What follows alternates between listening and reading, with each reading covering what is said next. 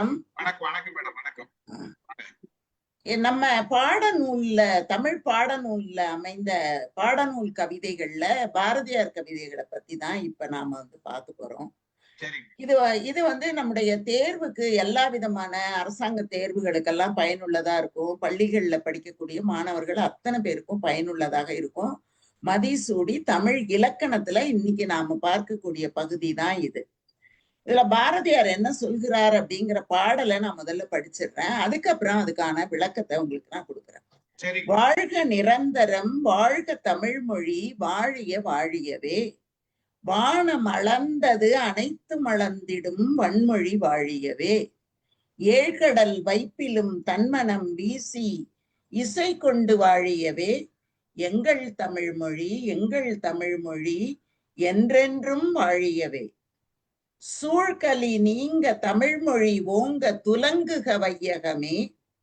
தொல்லை வினை தரு தொல்லை அகன்று சுடர்க தமிழ்நாடு. வாழ்க தமிழ்மொழி, வாழ்க தமிழ்மொழி, வாழ்க தமிழ்மொழியே. வானம் அளந்தத வானம் அறிந்த அனைத்தும் அறிந்து வளர்க வளர்மொழி வாழியவே அப்படிங்கிறது பாரதியார் சொல்லக்கூடிய ஒரு பாடல். இதுல அவர் என்ன சொல்றாருன்னா, வாழ்க நிரந்தரம், நம்முடைய தமிழ் மொழி நிரந்தரமாக இருக்க வேண்டும். எப்படி இருக்கணும் அப்படின்னா, வாழி வாழி என்று பலமுறை வாழ்த்துகிறார். வானம் அளந்தது அனைத்தும் அளந்திடும். இந்த தமிழ் மொழி சாதாரண ஒரு மொழி அல்ல. வான் சூழ்ந்த எல்லைக்குள் இருக்கக்கூடிய எல்லாவற்றையும் அளக்கக்கூடிய பேராற்றல் படைத்தது நம்முடைய தமிழ் மொழி. வளமான மொழி, ஏராளமான சொற்களை கொண்டு இந்த உலகத்தையே வலம் வரக்கூடிய உன்னதமான ஒரு மொழி. ஏழ்கடல் சூழ்ந்த நிலப்பரப்பு எங்கினும் இலக்கிய மனத்தை பரவச் செய்திடும் புகழ் கொண்ட தமிழ் மொழி நம்முடைய மொழி. இதுல இலக்கண நூல்கள், இலக்கிய நூல்கள், அறநூல்கள், எல்லா நூல்களும் நம்முடைய மொழியிலே இருக்கிறது. இல்லாதது என்ற ஒன்று தமிழ் மொழியிலே இல்லை. எல்லா மொழிகளையும் தன்னகத்தை அணைத்துக் கொள்ளும் பான்மை பெற்றது. அப்படிங்கறதுனாலதான் 7 கடலால் சூழப்பட்ட இந்த நிலப்பரப்பு எங்குமே இலக்கிய மனத்தை பரவச் செய்திடும். இன்னைக்கு அகழ்வாராய்ச்சியிலே ஒரு சான்று இருக்கிறது அப்படின்னு சொன்னா, இலக்கிய சான்றை கொடுத்துதான் நாம் அதை நிரூபணம் செய்து கொண்டிருக்கிறோம். அப்படின்னா எல்லா விதமான ஆராய்ச்சிகளுக்கும் இலக்கிய சான்று இருக்கும் என்று சொல்ல முடியாது. அங்கே கிடைத்திருக்கக்கூடிய பொருள்களை கொண்டுதான் அவர்கள் அறிவார்கள். ஆனால் நம்முடைய தமிழ் மொழியை பொறுத்த வரைக்கும் மக்கள் பயன்படுத்தியதையும் வச்சு நாம நம்முடைய தமிழின் பழமையை அறிந்து கொள்ளலாம். நம்முடைய இலக்கியங்களிலே அமைந்திருக்கக்கூடிய சொற்களை வைத்தும் நாம் அறிந்து கொள்ளலாம். கிமு 8ஆம் நூற்றாண்டுக்கு முன்னதிலிருந்தே தமிழ் மொழி பயின்று வருவதாக இன்றைக்கு ஆராய்ச்சியாளர்கள் எல்லாம் சொல்லிக் கொண்டிருக்கிறார்கள். உலகை சூழ்ந்துள்ள அறியாமை இருள் அனைத்தையும் நீங்க செய்வது நம்முடைய தமிழ் மொழி ஆகும். அதனாலதான் சூழ்கலி நீங்க தமிழ் மொழி ஓங்க துலங்குக வையகமே அப்படின்னு சொல்றார். இருள் நீங்கிட வெளிச்சம் தந்திட்ட மொழி நம்முடைய மொழி. அது மட்டும் இல்லாம இந்த உலகத்தை மென்மேலும் மேன்மையுற்று சிறப்படைய செய்யக்கூடிய மொழியும் நம்முடைய தமிழ் மொழிதான். சூழ்கலி நீங்க தமிழ் மொழி ஓங்க துலங்குக வையகமே. அதுக்கப்புறம் அவர் சொல்றாரு, தொல்லை வினை தரு தொல்லை அகன்று சுடர்க தமிழ்நாடு. தமிழுக்குள் திணிக்கப்பட்டுள்ள அறிவுக்கு பொருந்தாத பல கருத்துகள் தமிழிலே திணிக்கப்பட்டிருக்கிறது. அதனால ஏகப்பட்ட தொல்லைகளுக்கு நம்முடைய மொழி ஆளாகி இருக்கிறது.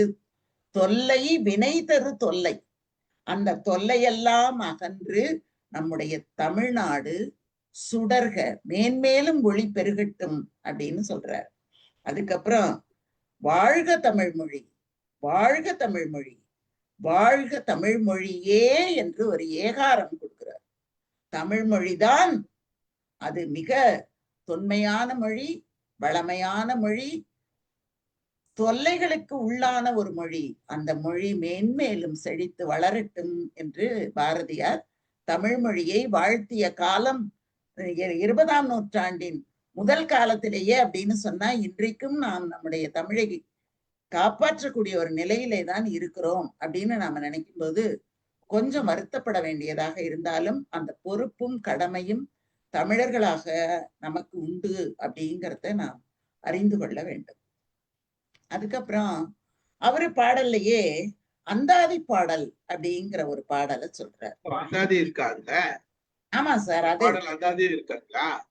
அந்தாதியும் எழுதி இருக்கிறாரு. அந்தாதி அப்படின்னா என்ன அப்படின்னா, ஒரு செய்யுள் தொடங்கி எதிலே முடிகிறதோ அந்த முடியக்கூடிய சொல்லிலே இருந்து அடுத்த செய்யுள் தொடங்கும். அந்த மாதிரி தொடங்குவதற்கு தான் அந்தாதி. ஆதியும் அந்தமும், ஆதினா முதல், அந்தம் அப்படின்னா முடிவு. முடிவாக இருப்பது முதலாக வரும், முதலாக இருப்பது முடிவாக வரும் அப்படிங்கிறதுனால அவரு செந்தமிழ் அந்தாதி அப்படிங்கிற ஒரு அந்தாதியும் அவர் கொடுத்திருக்கிறாரு. அதுல அவருடைய அந்த வர்ணனைகள் மிகச் சிறப்பாக இருக்கின்றன. செந்தமிழே, செங்கரும்பே, செந்தமிழ சீர்தூக்கும் நந்தா விளக்கணைய நாயகியே, முந்தை மொழிக்கெல்லாம் முத்தவளே, மூவேந்தர் அன்பே, எழில் மகவே, எந்தம் உயிர், எம்தம் உயிர், எங்களுடைய உயிர் போன்றது அப்படின்னு அந்த இடத்துல சொல்றார். மிக அழகா செந்தமிழ், செம்மையான தமிழ். செங்கரும்பு, கரும்பு மாதிரி.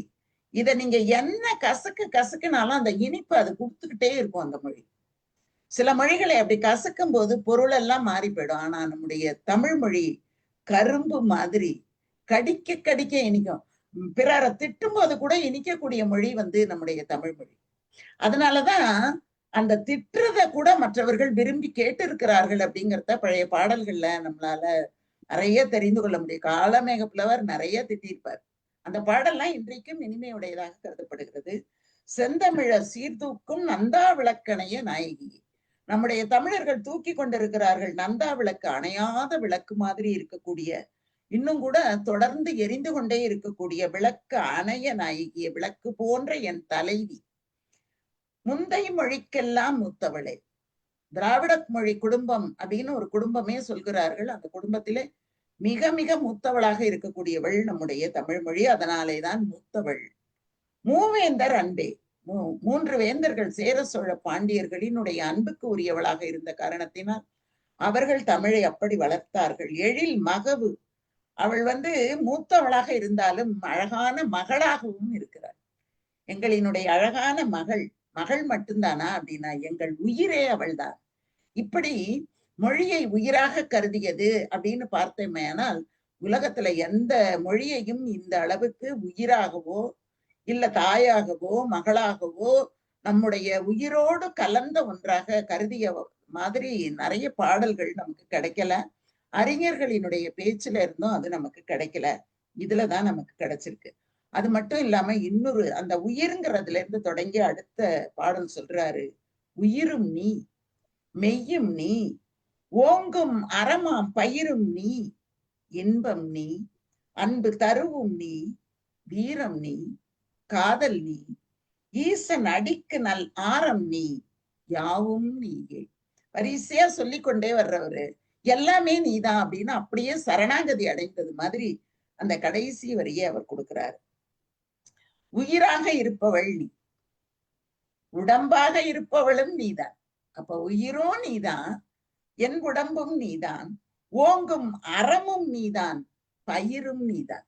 பயிராகவும் இருக்கிற, அது அறத்தோடு வளர்ந்த பயிர் அப்படின்னா எல்லா இடங்களிலேயும் தமிழ் அறத்தை வலியுறுத்தி கொண்டே வருகிறது.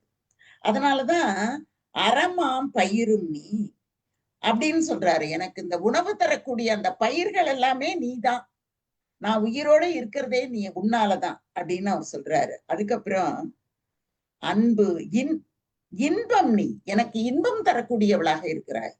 அன்பு தருவும் நீ, அன்பை தரக்கூடிய மரமாக இருக்கிறார். அப்படின்னா அன்பு கனியாக கிடைக்கலாம், காயாக கிடைக்கலாம், நிழலாக கிடைக்கலாம். இப்படி அன்பை தரக்கூடிய மரமாக இருக்கிறாள். அன்பு தருன்னா மரம், அன்பு தருவும் நீ அப்படின்னா அன்பை தரக்கூடிய மரமும் நீதான். வீரம் நீ, என்னுடைய வீரமே நீதான். சொந்த மொழி பேசும்போது ஏற்படக்கூடிய வீரம் மற்றைய மொழி பேசும்போது நமக்குள் தோன்றாது. வீரம் நீ, காதல் நீ, எல்லாவற்றுக்கும் அடிப்படையான காதலாக இருப்பவள் நீ. அதனாலதான் காதலாகி கசிந்து அப்படின்னு சொல்லும்போது இறைவனை வணங்கும் போதும் சரி, மற்ற உலக வாழ்க்கையிலேயும் சரி, அந்த அன்பு தோன்றுவதற்கு காரணமாக இருப்பவளும் நீதான். ஈசனடிக்கு நல் ஆரம் நீ. ஈசனை யாரெல்லாம் வணங்குகிறார்களோ அவர்கள் அந்த திருப்பாடல்களை பாடித்தானே வணங்குகிறார்கள். அப்ப தேவார பாடல்கள் உள்ளிட்ட இந்த 12 திருமுறைகளுமே சிவபெருமானை வணங்கக்கூடிய அந்த பாதங்களுக்கு ஆரமாக இருக்கின்றன. அப்படி இருக்கக்கூடிய நீ யாவும் நீயே, எல்லாருக்கும் எல்லா நாளும் எல்லாமாய் இருப்பது நீதான் அப்படின்னு சொல்லி அந்த பாடலை முடிக்கிறாரு. சார், இதுல ஏதாவது உங்களுக்கு சந்தேகங்கள் இருக்கோ இல்லாம